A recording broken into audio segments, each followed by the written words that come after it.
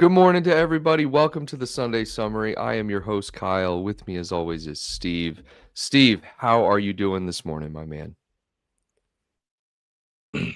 Sorry, I had to clear my throat before this performance. I'm good, man. It was tough to wake up yesterday and see that we weren't going to play, but the first thing we want to say is we hope everyone is safe with the weather that's going on over there. Hannah, Tony, anybody else that follows us or is a member that lives in that area, we hope you guys are doing okay. I haven't looked much into the storm, to be honest, so hopefully it's like over or close to over. I Yep. know it usually takes a while to get people back up, back powered up and electricity and all of that stuff. So Yeah, we wish you guys the best. And yeah, absolutely. We're praying for you guys over here, and it sounds like the worst of it's over, but a lot of people without power, so that's a big thing. But um, yeah, it must have been serious for them to postpone the game, obviously, and you know, Merseyside Derby. But from what I understand, is the community came together. I think Everton donated like I don't know how true this is, but like 50,000 cans of goods to the local food bank to kind of help with those people who were without power, and didn't have food with the storm and everything. So good community storms like that, or big natural disasters always bring the community together. So that's good to see. Sports aside, that's always good to see. But on the Liverpool front, guys, today got some stuff to talk about. Obviously the match was postponed, but so move on the contract front with Mo Salah. We'll get into that. Also talk about Mac Allister's suspension, and then also what to expect going forward with the table after the results this weekend. Some funny results. I know Ruben Amorim with Man United now.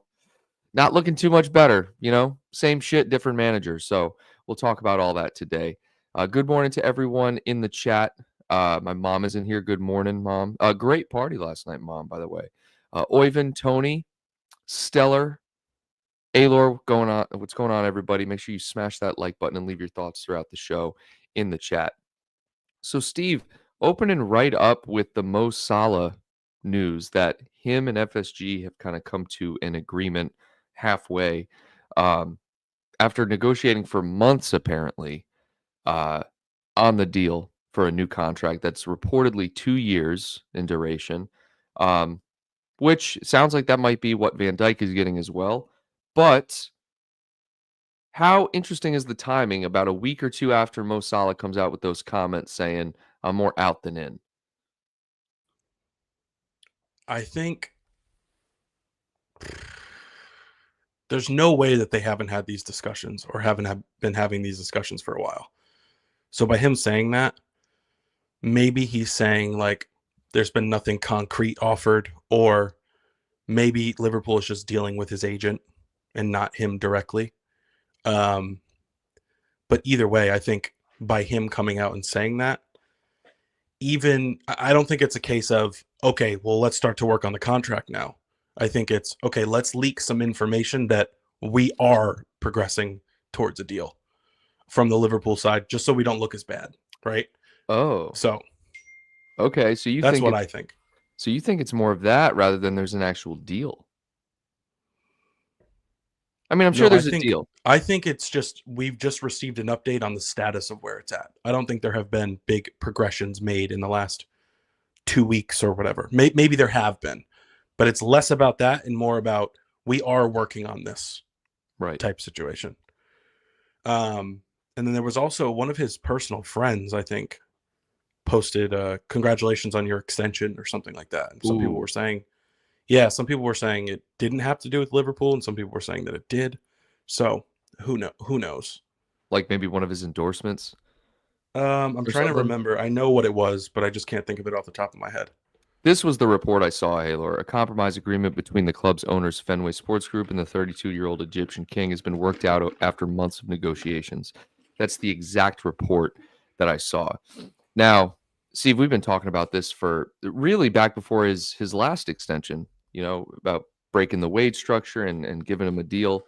The ultimate sticking point for FSG has to be the age, right? That has to be the main thing because it's clearly not his ability. It's not his availability. It's not his character. It's not his dedication to the club. It's none of that. It is strictly age. I would agree. And I'm not even worried about the age. And 32 now, when you put it, when you read it out like that, it almost sounds young. Well, I saw a graphic the other day that showed other wingers at age 32. Okay. One was Aiden Hazard, and underneath his picture it said retired. Okay. One was Neymar, and it said injured in Saudi for 2-3 years. One was Gareth Bale, and he was in the MLS. Still injured, playing golf. Commentating. Yeah, it's what he's done or is still able to do is incredible. He's not showing any signs of slowing down. If anything, he's gotten better, Kyle. I agree. This year compared to the last few, he's better. Now, we've always seen that he typically comes up into a dip in form like halfway through the year, I feel like. So I don't expect him to keep up this pace for 60 games this year. However, it's give him what he wants, right? That old cliche. He deserves it. He deserves it. Without him, we've probably all seen this graphic on social media as well. He's responsible for like 20-something points. Alone. Yeah. Yeah. I mean, if you took him out, somebody else would pick up the slack. And right. It's not like we'd be 21 points worse off without him. It's hard to put it that way, when you it's an 11-man match, but I get the point with that. And I just pulled up his stats, just strictly his goals and assists. And oh my God, man, this year, 14 matches played, 13 goals and 8 assists. Okay, guys, just to put that in perspective, last season, 32 matches, 18 goals and 10 assists, which is still a great year. But he's on pace this year for 25 plus goals. Okay, potentially 30 goals and 20 assists. 30 goals and 20 assists. That's 17-18 numbers. And to give you some reference on the 17-18 assists, he had 32 goals and 10 assists. The most assists he's had in a season was in 21-22, and that's 13. Now, this is obviously Premier League, but my God, I don't even think I appreciate him until I look at the stats on paper. Every game he does something.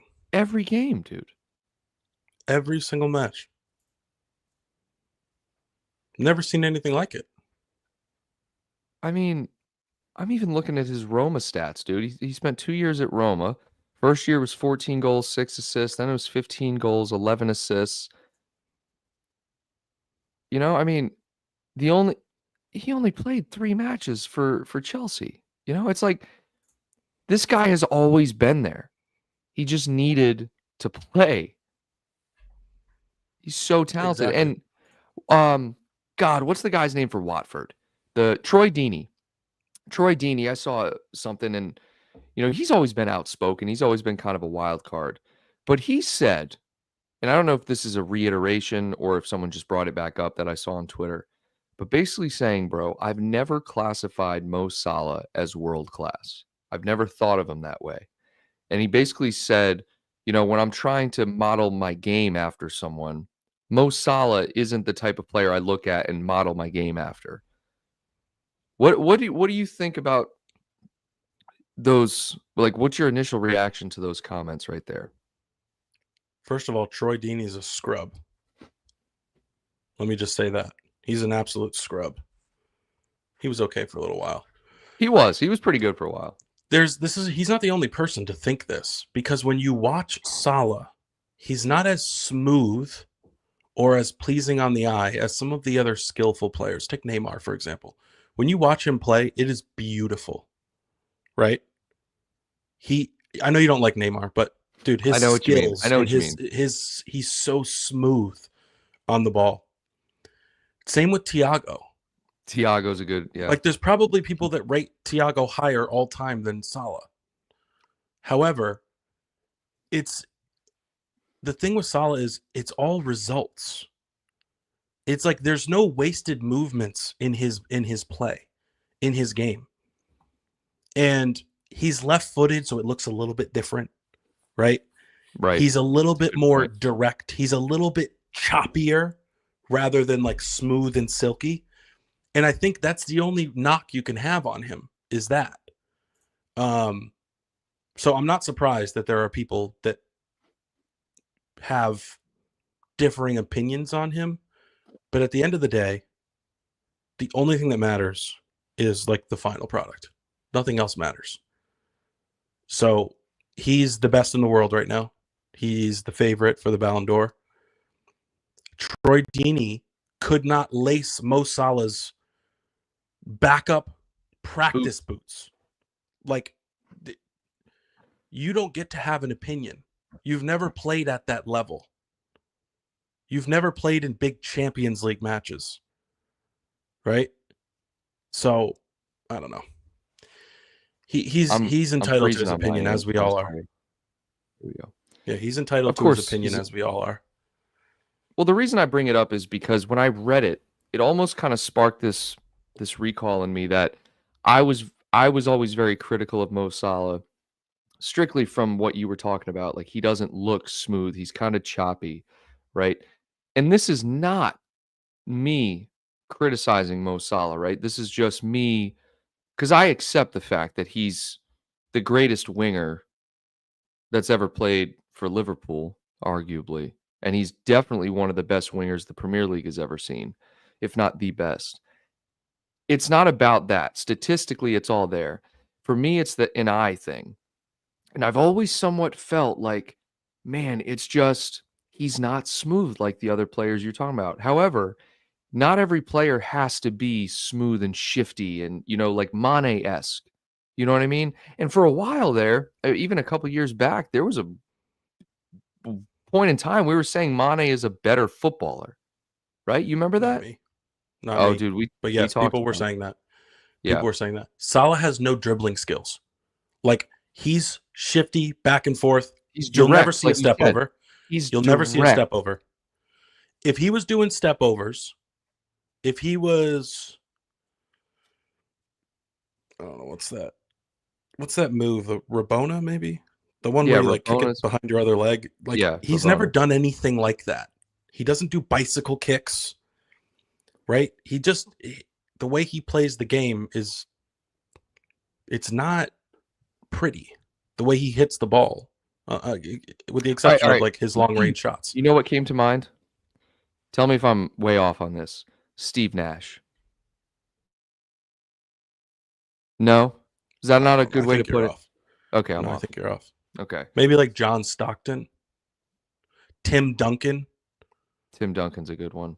Fundamentally sound. No, like there's no shiny parts to his game. If he wants to get by you, he's going to fake one way or do like a fake shot, Right. cross over to the other direction. Like there's no like skill moves. Right. And And we've that's why seen people don't rate him as high.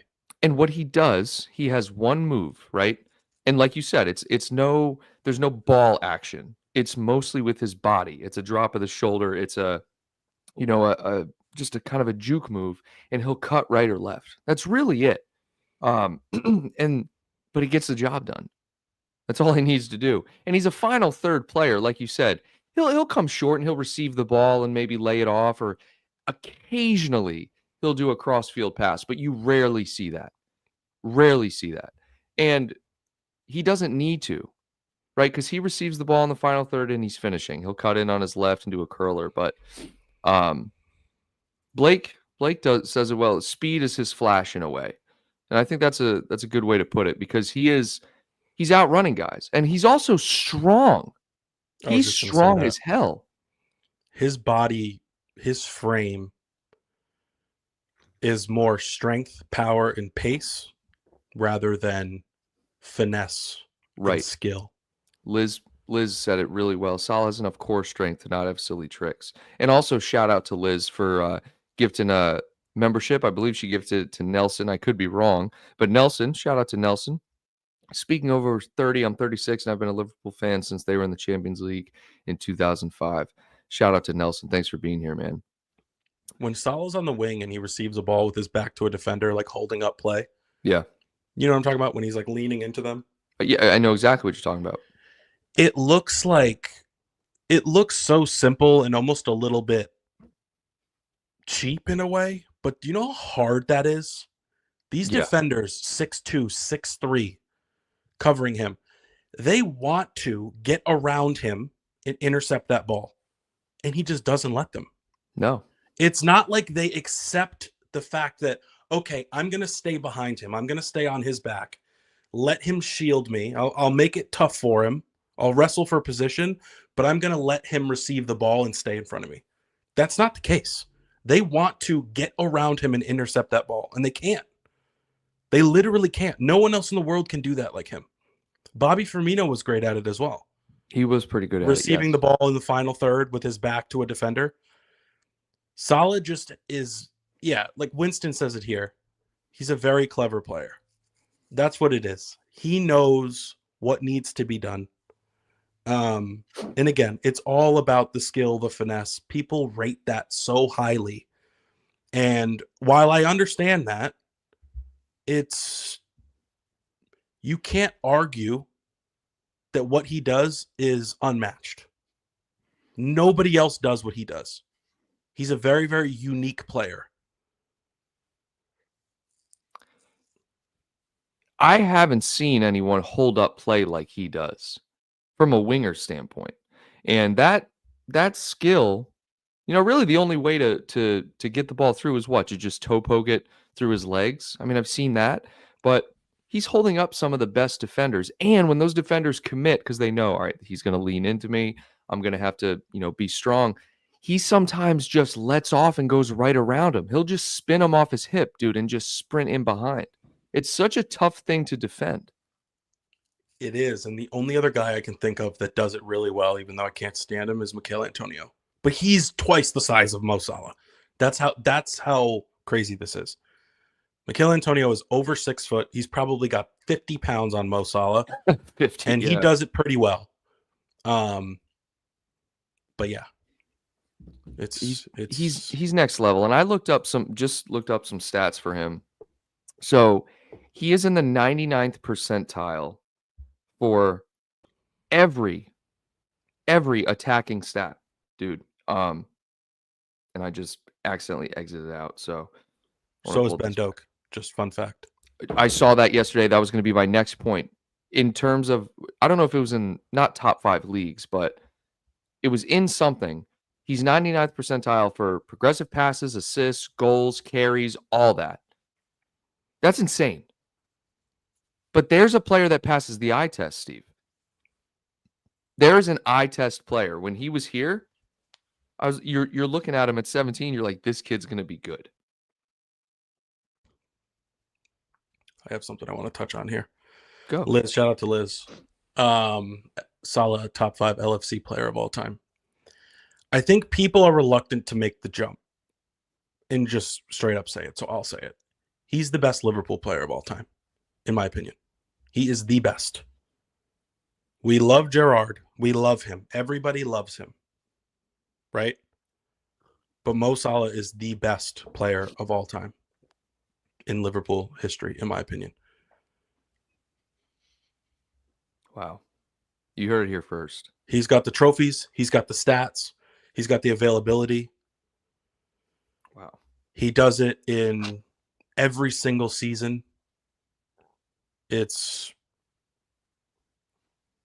think we can start to just concede that he's the best player of all time to wear a red shirt. That's my opinion. No, of course. I mean, there's other guys from back in the day, but I just don't think they really come into the equation necessarily as much. And then Virgil gets a shout too. Virgil's going to get a shout in that top 5. No, to me, Virgil's the best defender the Premier League's ever seen. I mean, I'll die on that hill. So, look, I want everyone to just listen to this real quick, because now this is only the last 365 days, which even more points to the fact of his consistency given his age, okay? This is non-penalty goals, guys, right? Everyone is always critical of people who take a lot of penalties and, it pads their stats. He's in the 92nd percentile for non-penalty goals. So let's just scratch that. Steven, he is in the 99th percentile for the following stats. 99, right? Not 98, 97. I'm not rounding up. 99, okay?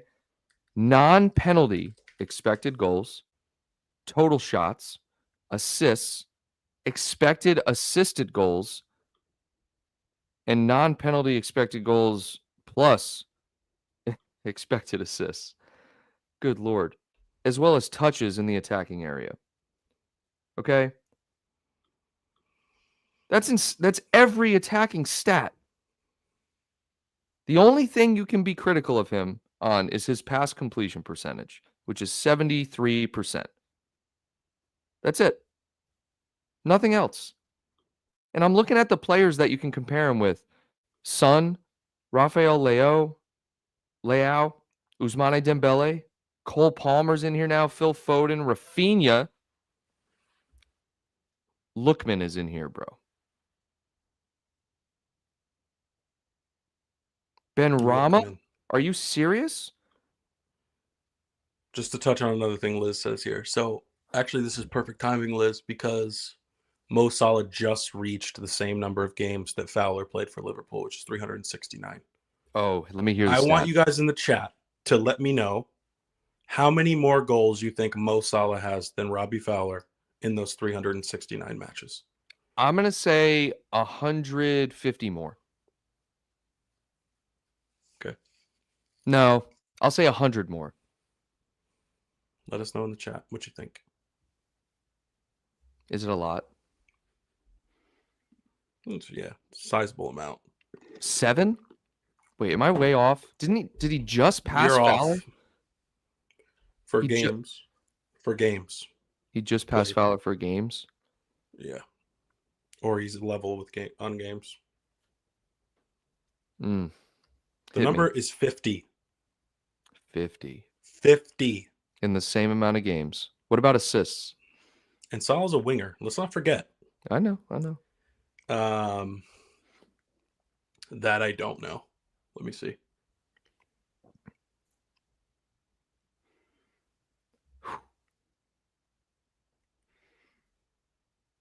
The fact remains that, like, oh my gosh, I gotta look at this. I'm just gonna do Premier League all time.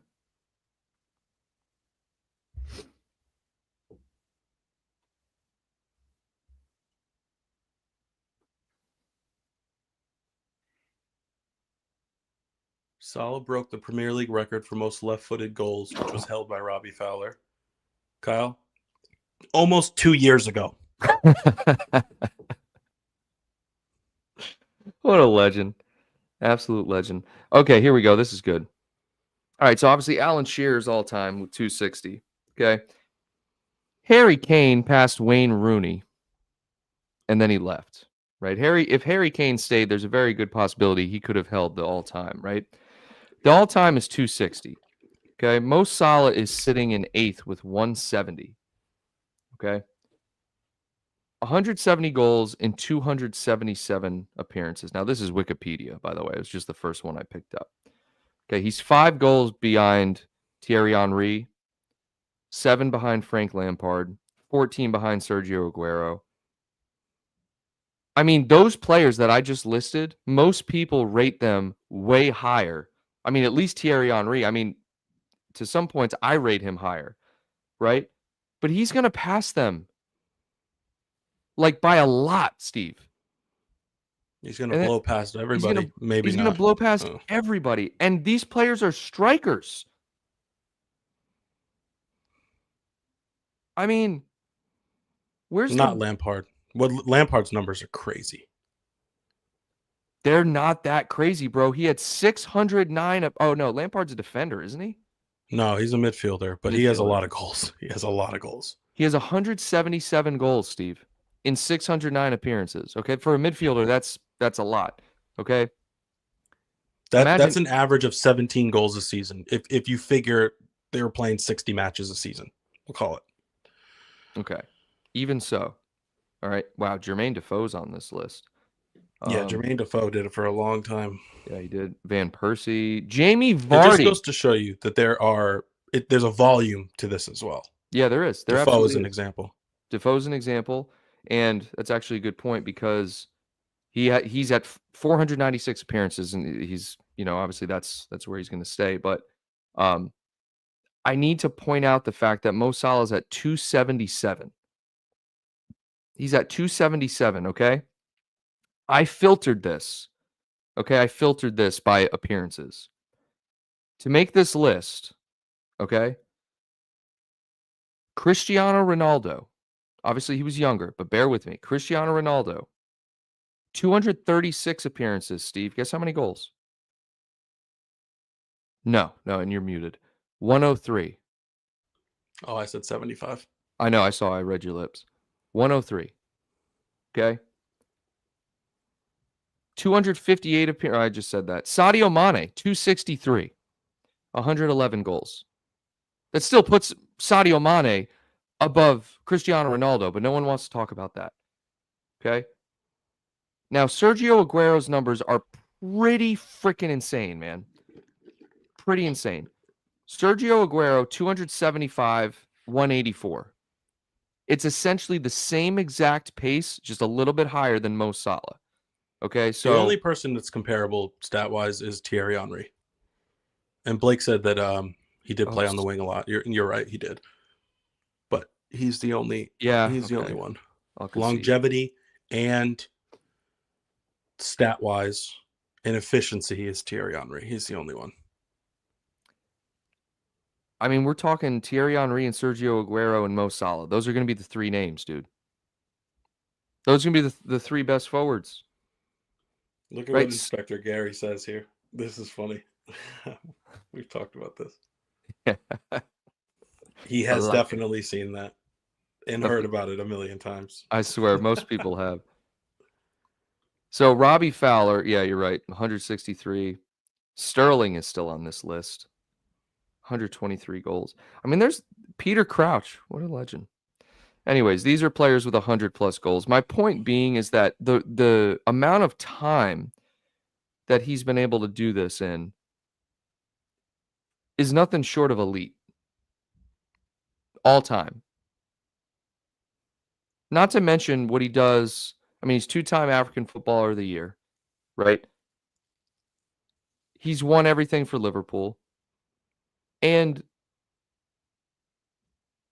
I don't think I'm going to appreciate him until he's gone, right? Like, I know he's great, but he's just one of those players that I'm like, he's just a really good player. I don't think I appreciate his greatness until you and I have a conversation like this where we look at the stats, or until after, he's done. He's done playing. And I look back and we don't have another player who's putting up those kind of numbers, dude.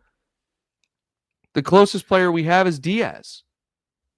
Yeah, it always Jota when he's fit. Oh, yeah, Jota, too. It always bothered me when people would say that Mane was better than Salah. Maybe Salah had a dip in form, or Mane had 1 year that was comparable. Maybe a 18-month stretch where he was on better form, we'll call it. But they're not even in the same league.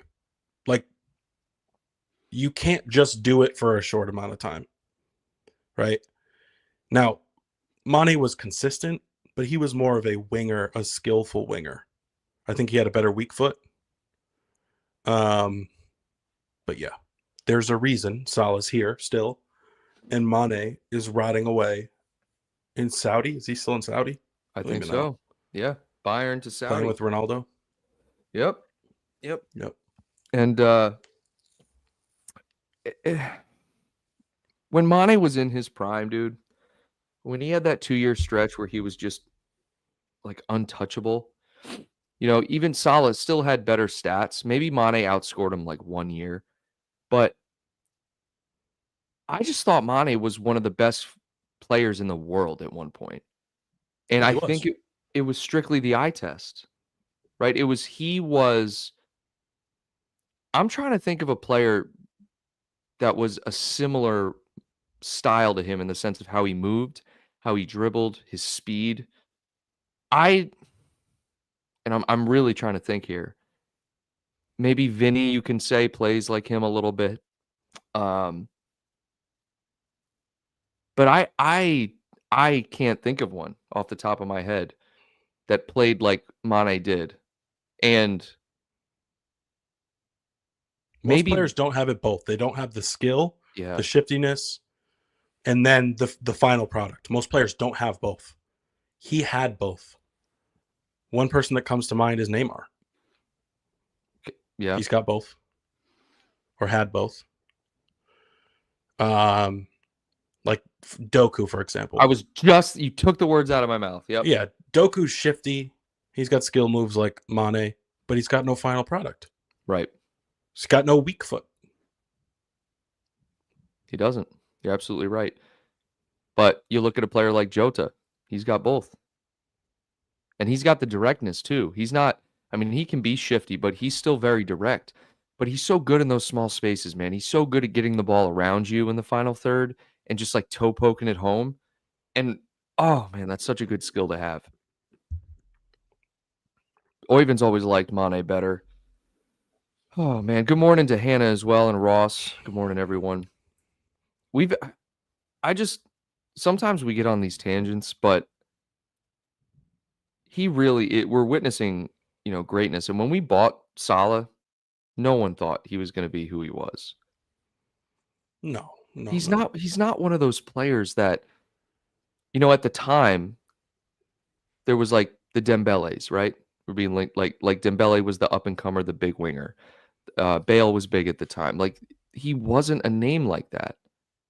And now someone in here said that rival fans are finally giving him the respect he deserves. I still don't think so. I still don't think so, man. I mean, look, I'm on here. We're talking about the fact that he doesn't necessarily pass the eye test as being the main reason why, but statistically, he just does it. He produces.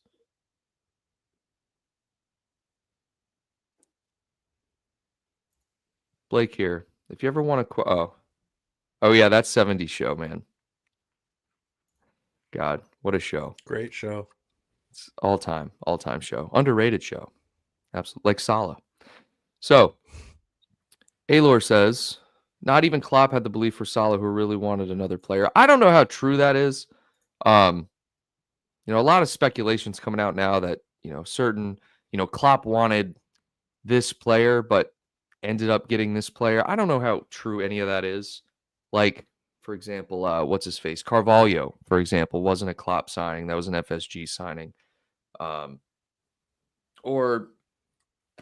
what the hell is the right back's name that we've Calvin Ramsey. He's never playing. I want to talk about Ben Doak, though. I want to shift gears, okay?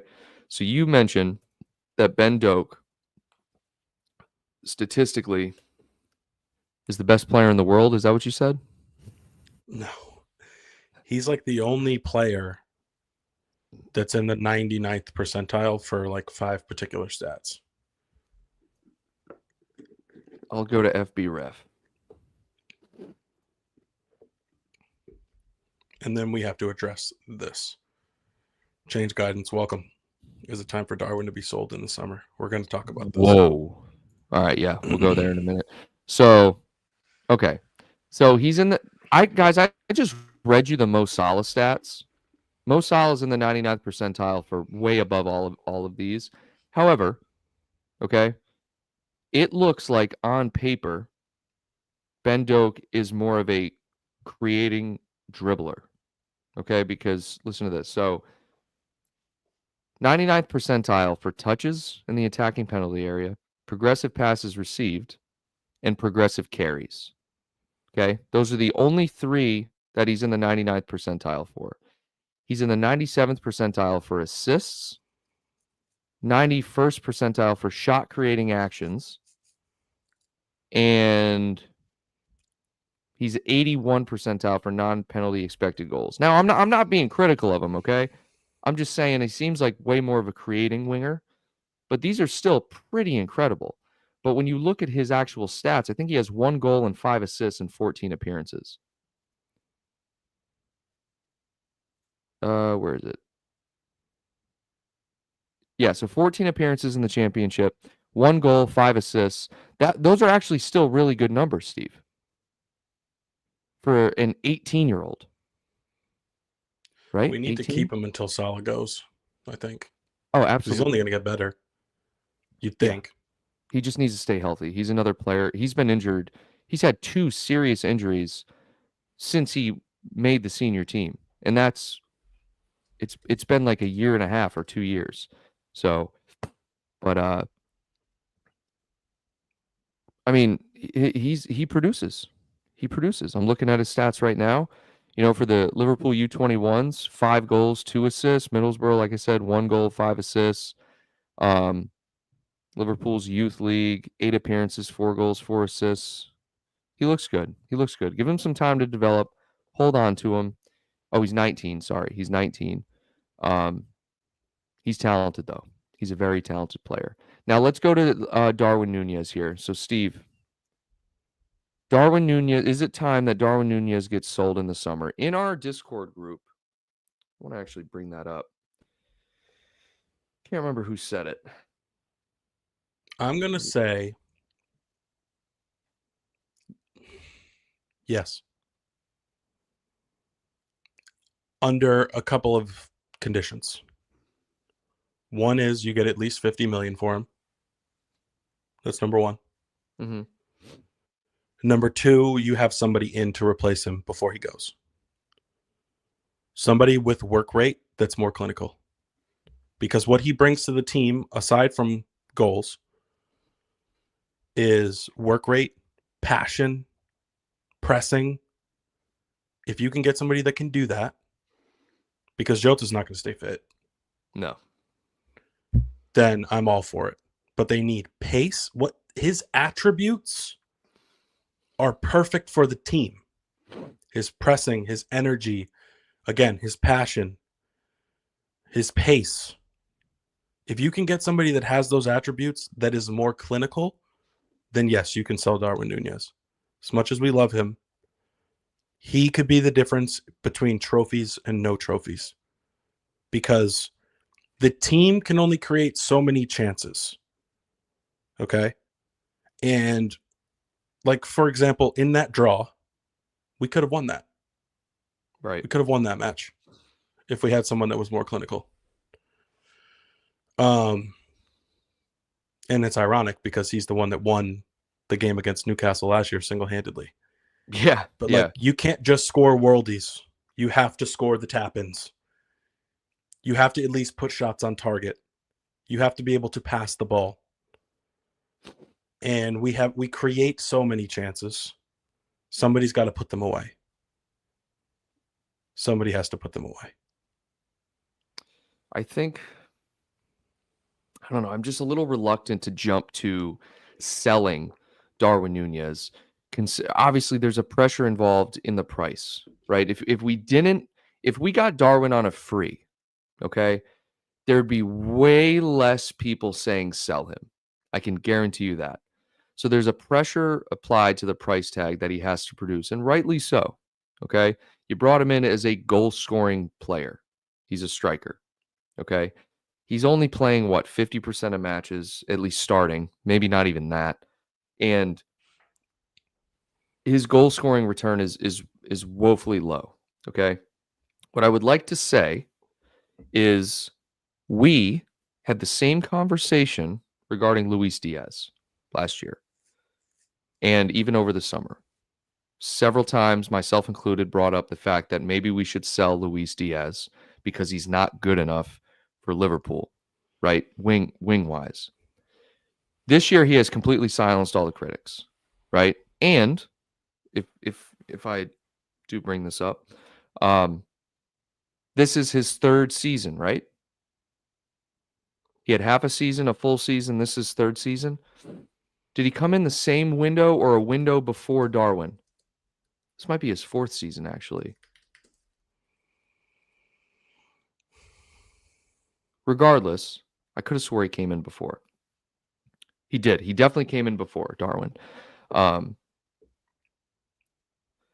I have not given up on Darwin Nunez yet. However, everything you brought up must get better.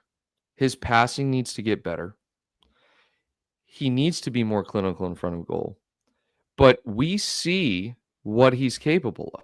And I will say he's gotten way more, he's gotten way more confident since last season. Okay, he is way more confident on the ball, but that's not to say he still doesn't make the same mistakes. I also think there's a psychological aspect to this. I really do. Now, whether he needs to talk to a sports psychologist or whatever the case may be, if you're scoring worldies, but you're missing tap-ins, that's not down to you not being good enough. That is strictly psychological for me. And I am still in the boat right now. I haven't jumped overboard yet that Darwin is good enough. He's just young. And he's got some psychological things he needs to work through. Getting benched potentially damaged his confidence. But again, this is professional sports. It's up to you to put your head down and get better and work. And the work rate is there. We talked about it. The chat's talking about it. How he's always running, right? He's always putting in the effort. But you need to apply that to all areas of your game. And being a striker, you got to work on your finishing. You got to work on you're not going to get 100 touches. We create chances. You're going to have to utilize those chances and finish. You can't put the only header you get in the game wide of the post. You got to make the goalie work, right? On breakaways, you can't put it over the bar. Now, I will say he's not hitting the post as much this year, Steve, so that's an improvement. Let's give credit where credit's due. He's not hitting the post as much, so he's more dialed in that sense. But some would argue he's going backwards because he's completely missing the goal, right? He, in my opinion, eye test-wise, has gotten better this year. But he needs to start producing on paper. Gary says, work rate is always there, but he can't finish properly in front of goal. That's where Lewandowski fits in. He's got everything. We're not bringing in Lewandowski. Absolutely not. And Oyvind says, all players put in a shift. Right. We're not putting him above anyone else, saying his shift is better. But guys, you say we need a younger striker. Darwin Nunez is young. He's 2-3 years away from his prime, which is why I'm not giving up on him yet. I mean, he is still so young. And Peter Kropotkin here says, we got 6 forwards and they all miss chances.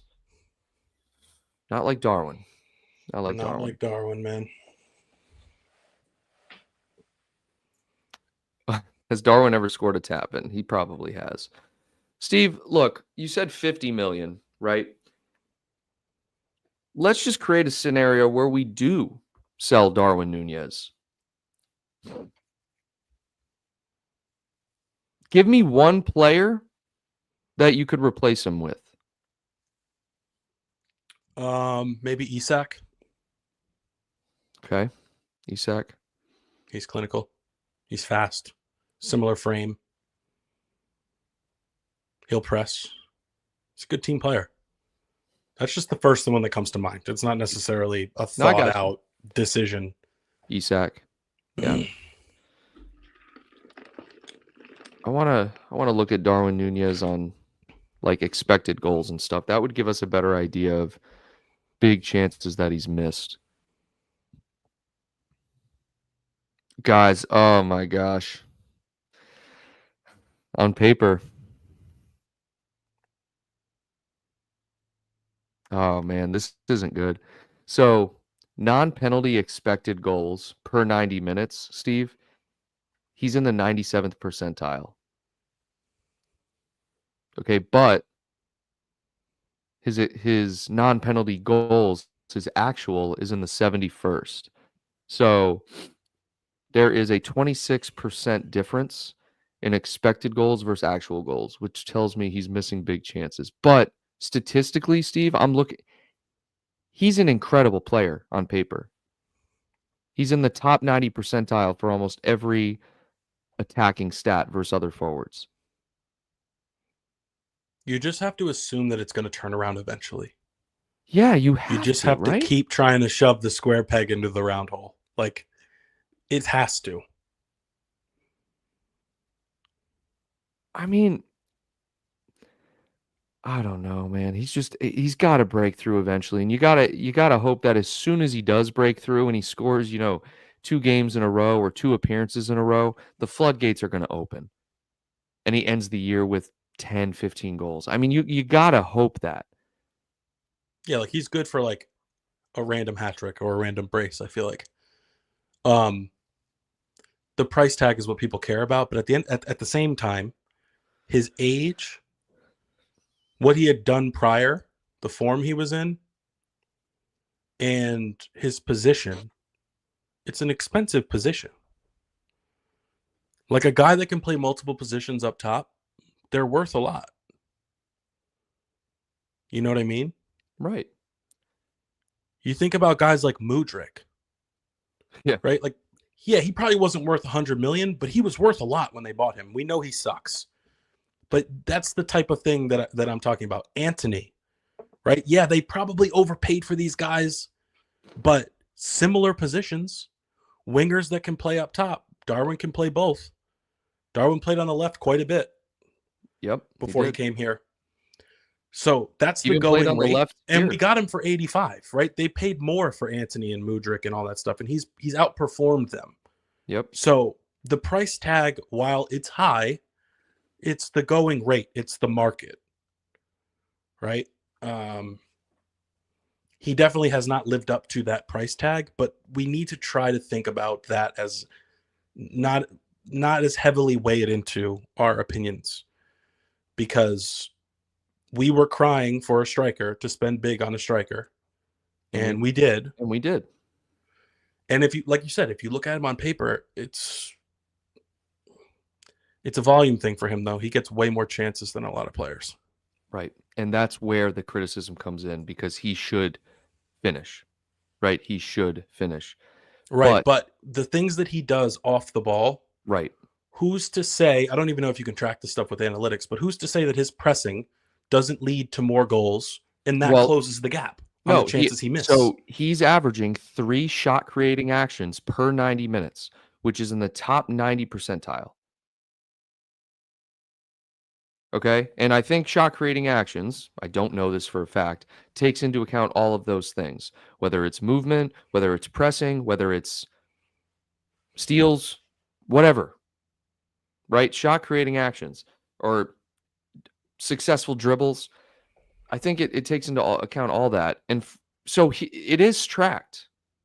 It is tracked. And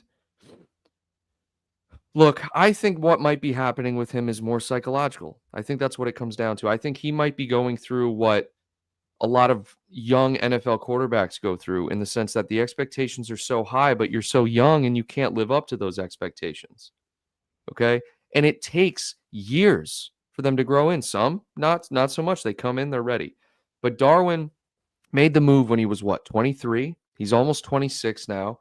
So yeah, you're going to start questioning like, look, does he have it? But still young. I'm not ready to give up on him yet. I strictly feel like it's a psychological thing because he gets the chances and I've seen him play great. We've seen him be clinical. You've seen those flashes. Newcastle like you brought up earlier. That's clinical. That's under pressure. That's we need you to do something, go in and do it and he did it. That's one out of many, but it's there. It's clearly there. A big problem is the fact that Jota's not fit, right? So we rely on Darwin to play all these minutes, and maybe that's just not his best, where we see him at his best. I would rather see Darwin come in every single match at the 65th minute, personally. I would rather see that because he brings an insane amount of energy and pressure on the center backs, the wingers. He's always there. He's never going to stop. You put him in at the end of the game when the other team's slowing down, it's great to watch. He wreaks havoc on defenses. He just isn't great at putting the ball in the back of the net. At the end of the day, if we were struggling to score goals as a team, I would say, again, we started this by me saying, if you bring in somebody else, then you can sell him. And I do agree, but I'm not giving up on him. I still love him as a player. We would like him to be more clinical, but there were times where Bobby didn't score a ton either. Right. But the things that he did off the ball were huge. Now they're very, very different. Bobby was flashy. Bobby pressed. Bobby had skill. Bobby got a bunch of assists. And we just loved Bobby. Darwin does other things, not the same as Bobby, but off the ball that don't involve scoring and stats. And it's really, really important. And you pay $85 million for him 3-4 years ago. He's not on a particularly high wage. So that money's already gone, the 85. Who cares, right? It's gone. It was years ago. Yeah, I think he's making $140K a week. That's not high. We paid Ox, Milner, all those guys that same amount. Yeah, that's kind of crazy. So I do like him as a player. I would like to see him more in that super sub role, maybe start some Champions League matches, some cup matches, the Premier League start here or there. I would like to see Jota in there more. But yeah, it's not like we're struggling to score goals as a team. So it's not, his errors are not as apparent, but when you drop points and Darwin plays the whole match and he had chances, it sticks out like a sore thumb. Sure. But when you win 4-0 and Darwin's pressing all over the park and misses a few chances, you don't care. Right. So at the end of the day, Darwin is not the primary goal scorer, which is a luxury for us to have, right? We have tons of other players who can score goals, and that's working out in our favor, and it's allowed us to be where we're at now. I'd like to see him start converting chances by the end of this year. If we get to the end of this season and we're still having this conversation where he doesn't get 5 goals, right? He doesn't end with 5 goals in all competitions, then we can have the conversation of maybe we should sell him. And on the Mo Salah front, let's hope it's true, right? I think the only logical explanation, it's the same conversation we had before he extended last time, is negotiations, right? You got to extend him. And it's going to happen. And with all of that said, I think the team is just doing phenomenal. I'm happy with where we're at. And, you know, with the Everton match postponed, our next game is in the Champions League against Girona. Looking forward to that. And I think the team is in a great place right now. I think now we're just kind of nitpicking things to talk about because, you know, with the result against Newcastle, you obviously got to talk about Darwin. However, Alisson looks like he's back in training, so, you know, we're probably going to get him back. Jesus, he's been out for a long-ass time. Mac Allister will be suspended against Fulham, which will likely mean Jones and Gravenberch in the midfield. And aside from that, Steve, I'm just happy where we're at. I don't have anything else to say, man. Do you have any closing thoughts? no, I think I'm excited to watch them play next. It was tough to not see him yesterday. I was excited for that one. Yeah. The Derby. Salah will extend. Trent will extend. Virgil will extend. We miss Bobby Firmino. That's all I got. God, I love Bobby Firmino, man. Love him. Yeah. I hope he's doing well. All right, guys, thank you so much for being here. Thank you to all our channel members for always supporting the show and every one of our subscribers who shows up every Sunday. We appreciate you guys. And until next time, Reds, take care.